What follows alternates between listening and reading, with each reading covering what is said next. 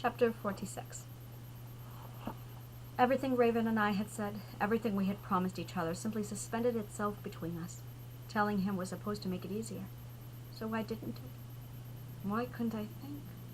When all I wanted to do was taste him, to know if he savored his kisses slow and sweet. Was he a hungry lover or a domineering lover who took control? Delicious, strong control that assured me he would have me, drink me, devour me, with so much assertion I would meet in his arms. Or was he an aggressive partner who would pin me to the wall with his body while he dropped his guard, trusting that I could take whatever he gave to me, that I would rise up and meet him? No. What I wanted more than anything was to sink into his kiss and devour him. Maybe there I could clear my mind and forget the world, our commitments, our lives, if only for a short while. Maybe there I forget what I was, that I was broken. What I wouldn't give to feel his fingers weave into my hair, while he held me in place and kissed me, and drank his fill of me. I had thought of nothing all week but Raven. I couldn't focus, couldn't think. I couldn't stay in this realm. I so desperately wanted to slip back. I would moan into your mouth and arch my back, inviting you in, encouraging you on with every breath I took. I wanted to say to him, "What are you doing?" Angel asked.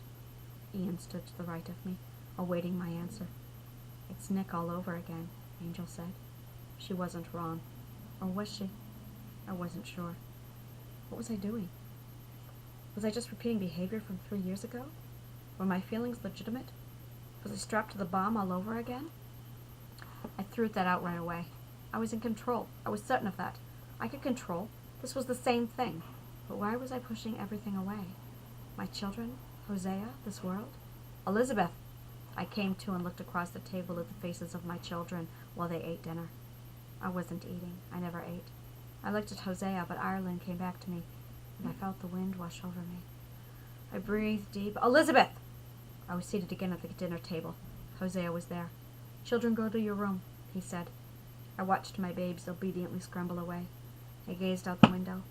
The lilacs were sleeping, nestled beneath winter's blanket and cold. I missed the lilacs. I missed my roses. I missed my Raven. "Elizabeth, I asked and looked at Hosea. "Elizabeth, are you okay?" I slipped away again, back to the lake where Eric stood. I gazed down at the clear, still water, but raised my eyes to the steel room. There, Angel lay curled up on the floor. "It's just like 3 years ago," she said. 3 years ago, the same. You loved so hard, so completely. You loved Hosea deeply, but you hurt him then, and you'll hurt him now." "And then what, Beth?" Ian said. "Would you then hurt your Raven?" "I won't hurt Raven," I said.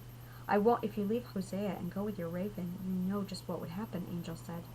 "I would love him," I said, but Angel was shaking her head.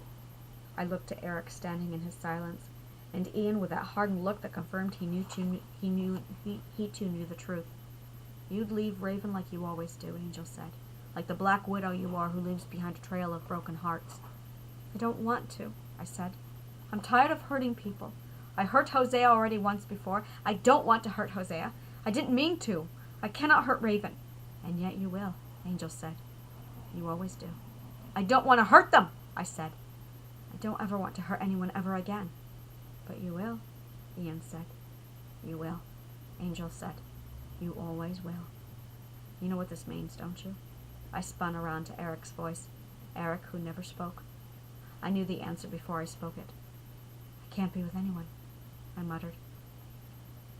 "You are still alone," Angel said, "trapped in this room with no doors. And the deathmen will find you. The deathmen are there. They will find you." I threw my hands to my head, and I fell to the cold steel floor. "No matter how much you try," Angel said, "you are alone. It's what you are. Alone. Stop fighting. Stop running. You were born alone, lived alone, loved alone, cried alone. Trouble is gone. You will die alone." "I am," I said. "Even now," Ian said. "Alone," I whispered. "Stop running," Angel said. My hand fell to my lap, and the tears stopped. A calm overcame me. Peace. At least no one will get hurt. "I will leave Hosea and go to Ireland. There, where no one can find me," I said. "There I can't hurt those I love. If I can't have Hosea or Raven or anyone, I stood from the floor and looked to each, my Eric, my Angel, and Ian. If I am to live the rest of my days alone, at least I can have Ireland. Maybe then the pain won't hurt so much. Elizabeth! Hosea's voice pulled me back, and I returned to this world. I was sitting at the dinner table. Hosea was there waiting as if for an answer. Yes? I asked. Where were you just now, because you weren't here? Ireland. He didn't know, not of my words, not of the voices in my head. No one knew. My future was clear to me. The constant screaming in my head was gone, and for once I knew where I must belong. I'm moving to Ireland, I said. Yeah, I know, he said. I blinked with shock.